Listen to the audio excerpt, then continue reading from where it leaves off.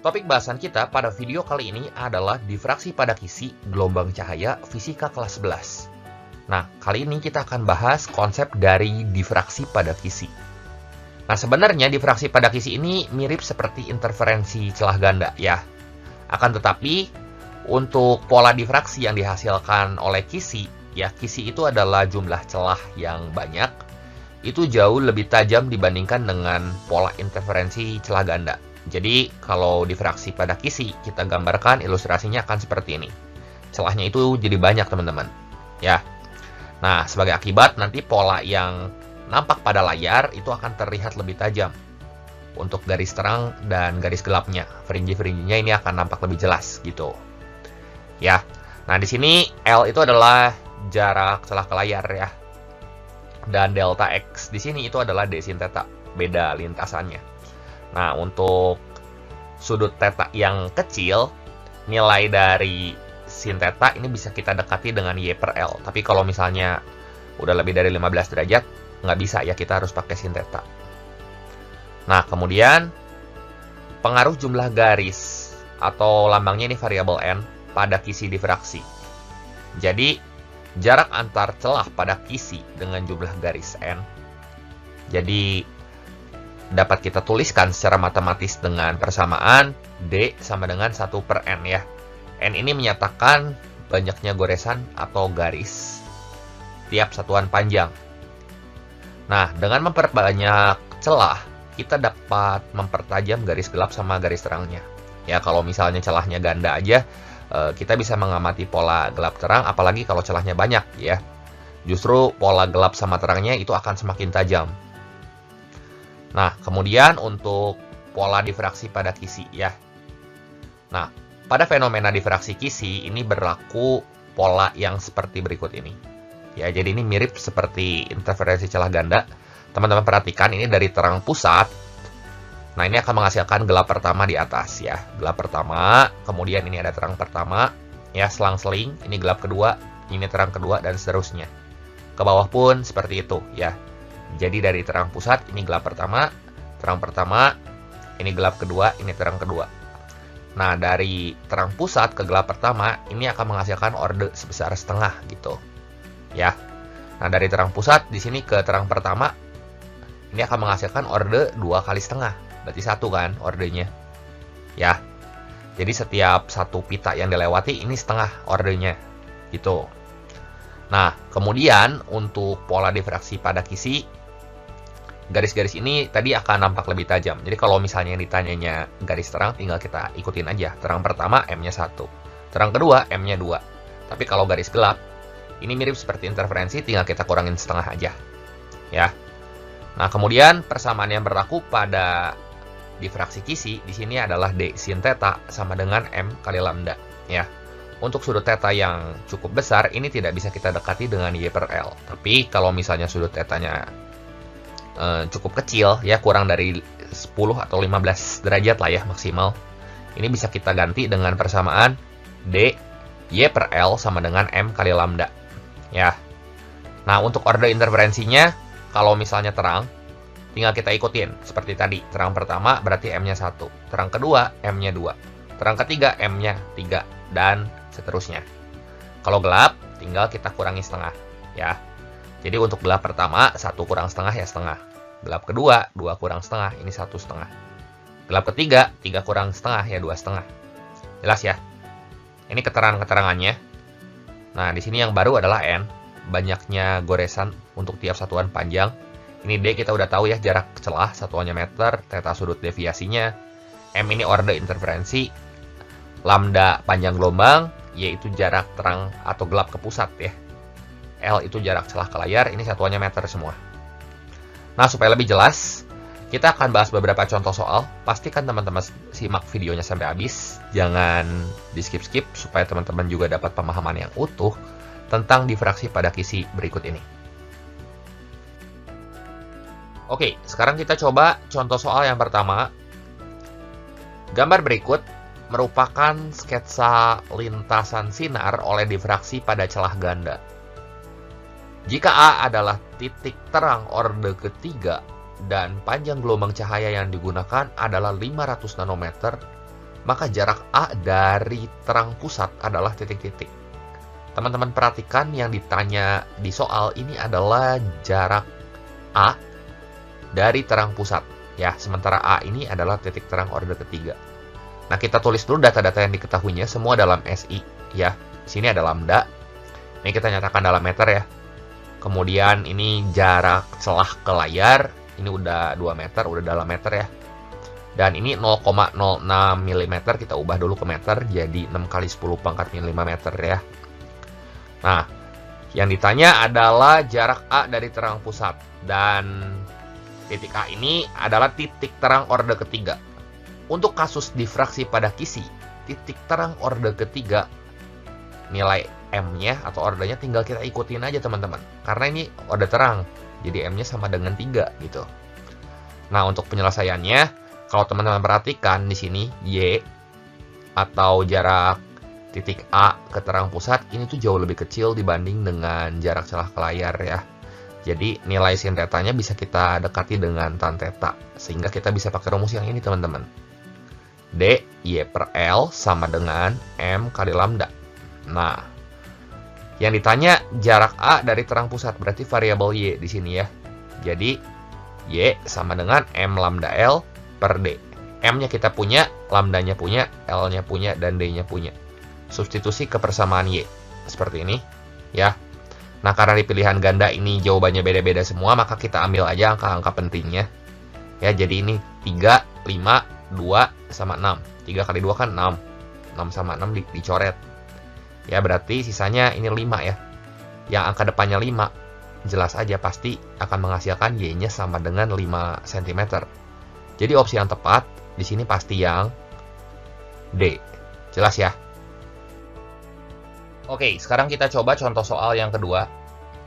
Sebuah kisi difraksi yang memiliki konstanta kisi 250 garis per cm digunakan untuk mendifraksikan cahaya ke layar yang berjarak 80 cm dari kisi.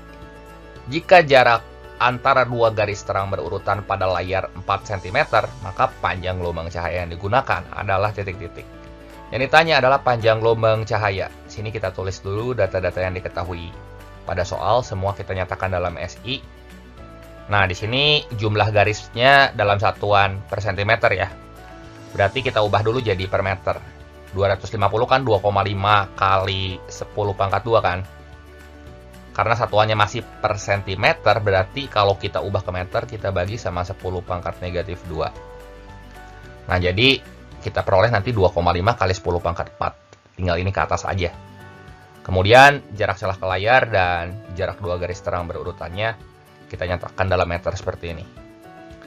Nah, untuk orde, perhatikan jarak antara dua terang berurutan untuk kasus difraksi pada kisi berarti akan menghasilkan nilai M sama dengan 1.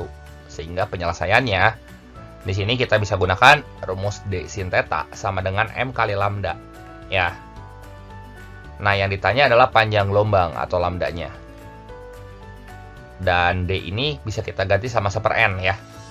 Jadi, variabel lambda ini bisa kita peroleh dengan membagi masing-masing ruas dengan M. Jadi, lambdanya sama dengan Y dibagi M, N, L. Y-nya kita tahu, M-nya kita tahu, N sama L-nya kita tahu. Dan karena di pilihan ganda ini beda-beda ya pilihannya, kita akan pakai angka pentingnya aja. Nah, teman-teman perhatikan, Y-nya 4, M-nya 1, N-nya 2,5, L-nya 8. 2,5 kali 8 kan 20 ya. Ya, kita ambil aja atasnya 40 misal. 40 bagi 20 berarti 2 kan. Yang depannya 2, berarti ya 2000 nanometer. Sehingga opsi yang tepat di sini adalah yang A. Ini kalau teman-teman hitung semua sama pangkat-pangkatnya yang di 10 ini, hasilnya juga 2000 nanometer. Ya, silahkan dicoba. Jelas ya? Oke, sekarang kita coba lihat contoh soal yang ketiga. Seberkas sinar monokromatis jatuh tegak lurus pada kisi yang terdiri atas 5000 goresan setiap sentimeter. Panjang gelombang sinar sebesar 500 nanometer. Pertanyaannya di sini adalah besar sudut deviasi pada orde kedua. Nah, untuk menyelesaikan soal ini kita tulis dulu data-data yang diketahui semua dalam SI ya. Karena di sini panjang gelombangnya ini belum SI, ini mesti kita ubah ke meter. Ini juga sama, N atau jumlah goresan setiap sentimeter. Masih setiap sentimeter, harus kita ubah dalam satuan setiap meter ya. Nah, ini diketahui N-nya 5000 goresan setiap sentimeter. Berarti ini kan 5 kali 10 pangkat 3 goresan ya, per cm. Nah, dari cm diubah ke meter, itu dibagi berapa coba? 10 pangkat negatif 2. Nah, ini naik nih 10 pangkat negatif 2-nya ke atas. Jadi 5 kali 10 pangkat 5. Gitu ya. Jelas ya? Nah, sebagai akibat, N-nya ini 5 kali 10 pangkat 5 goresan setiap meter. Lambdanya ini kita ubah jadi meter ya. 5 kali 10 pangkat negatif 7 meter. Dan karena yang ditanyanya adalah sudut deviasi pada orde kedua, artinya orde terang yang diamati pasti orde terang ya, di sini ya. Ini adalah M sama dengan 2. Ikutin aja. Pasti terang yang diamati di sini. Kemudian, untuk penyelesaiannya, kita bisa gunakan persamaan ini, teman-teman. D sin theta sama dengan M kali lambda. Nah, karena di sini diketahuinya N atau jumlah goresan setiap satuan panjang, maka D-nya bisa kita ganti dengan 1/N. 1/N sin theta sama dengan M kali lambda. Nah, yang ditanyakan sudut deviasi, artinya theta-nya di sini ya. Jadi, nilai sin theta di sini sama dengan M kali lambda kali N. M-nya kita tahu, lambdanya kita tahu, N-nya juga kita tahu. Substitusi aja semuanya.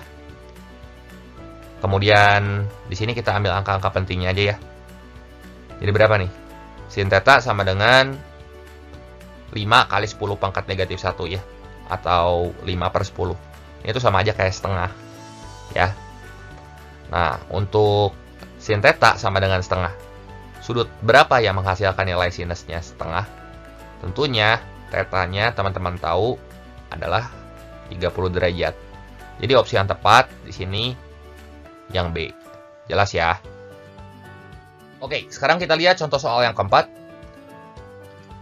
Suatu cahaya monokromatik dengan panjang gelombang 600 nanometer jatuh tegak lurus pada kisi yang terdiri dari 300 garis per milimeter. Nah, ini pertanyaan-pertanyaannya, kita akan coba jawab satu persatu dengan menuliskan data-data yang diketahui semua dalam SI. Jadi lambdanya ini kita ubah ke meter dulu ya, jadi 6 kali 10 pangkat negatif 7 meter. Ngerti ya cara ngubah nanometer ke meter? Kemudian 300 garis per milimeter, berarti 3 kali 10 pangkat 2 per, dari milimeter ke meter, itu kali 10 pangkat negatif 3 ya. Jadi 3 kali 10 pangkat 2 dibagi 10 pangkat negatif 3, ini kita peroleh N-nya 3 kali 10 pangkat 5 garis per meternya. Ya. Kemudian untuk penyelesaiannya, kita diminta untuk menentukan sudut difraksi orde kedua. Jadi kita bisa pakai persamaan ini teman-teman. D sin theta sama dengan M kali lambda. Yang ditanya di sini adalah sin theta-nya. Ya. D-nya kan kita belum punya, jadi kita bisa uraikan menggunakan persamaan 1/N kali sin theta sama dengan M kali lambda, ya. Jadi sin theta-nya di sini itu sama dengan M kali lambda kali N. Masalahnya di sini kita belum tahu ya, N-nya berapa. Sorry, M-nya berapa. Nah, di soal A kita diminta untuk menentukan sudut difraksi orde kedua atau terang orde kedua ya. Jadi nilai M-nya ini sama dengan 2. Untuk kasus difraksi jelas ya. Kalau orde kedua atau terang orde kedua yang ditanya, maka tinggal kita ikutin aja. Terang orde kedua ya M-nya 2. M-nya kita punya, lambdanya kita punya, N-nya kita punya. Substitusi ke persamaan sin theta ini ya. Seperti ini. Jadi tinggal teman-teman hitung aja. Ini hasilnya adalah 36 kali 10 pangkat negatif 2 ya. 2 kali 6 kali 3, 36 kan. 10 pangkat min 7 dikali 10 pangkat 5 ya, 10 pangkat negatif 2. Nah, sin berapa? Yang hasilnya itu adalah segini, 0,36. Nah, kita hitung aja pakai kalkulator. Tetanya sama dengan arc sin 0,36 atau 21,1 derajat. Selanjutnya, kita diminta untuk menentukan orde maksimum yang terbentuk pada layar. Orde maksimum dicapai ketika nilai sin tetanya ini maksimal ya. Sin itu kan minimalnya berapa coba? Negatif 1, maksimalnya 1 ya. Tapi untuk kasus difraksi ya minimalnya 0, maksimalnya 1. Nah, dari persamaan ini, 1/N sin theta sama dengan M lambda. kalau yang ditanyanya M, berarti tinggal sin theta dibagi lambda kali N. Ya. Order maksimum tercapai ketika nilai sin theta-nya itu adalah 1 atau sin 90 derajat ya. Itu udah nggak akan teramati lagi pada layar karena sinarnya itu kan nggak jatuh pada layar, malah tegak lurus gitu ya. Nah, kita substitusi seperti ini. Sin 90 1 ya. Lambda-nya kita punya, N-nya kita punya, masukin ke sini. Dan kalau kita hitung, kita akan peroleh nanti M-nya itu adalah 5,5. Nah, di sini kita bulatkan ke bawah ya untuk difraksi, sehingga M-nya itu sama dengan 5. Ingat untuk difraksi, di sini kalau kita peroleh hasilnya koma, ini mesti kita bulatkan ke bawah ya. Jadi maksimum order kelima yang masih dapat diamati ya. Lewat order kelima udah nggak bisa diamati lagi gitu. Nah, kemudian untuk jumlah pola maksimum, teman-teman perhatikan gambar ini ya. Pola yang terbentuk pada difraksi kisi, di mana ini terang pusatnya, misalnya seperti ini, ya.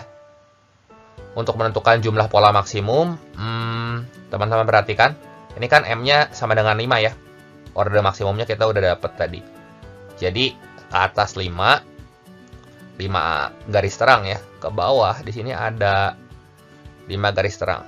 Kenapa harus garis terang? Karena yang ditanya adalah pola maksimum. Dari terang pusat di sini ada 1, 2, 3, 4, 5. 5 terang. Di bawah juga ada 5 terang. 1, 2, 3, 4, 5. Sehingga jumlah pola maksimum yang terbentuk pada layar, di sini tinggal kita tambahin aja. 5 tambah 1. 1 itu terang pusat ya. Tambah 5. Ini hasilnya adalah 11. Jelas ya? Seperti itu. Oke, sekian dulu pembahasan singkat kali ini mengenai difraksi pada kisi gelombang cahaya fisika kelas 11 kali ini.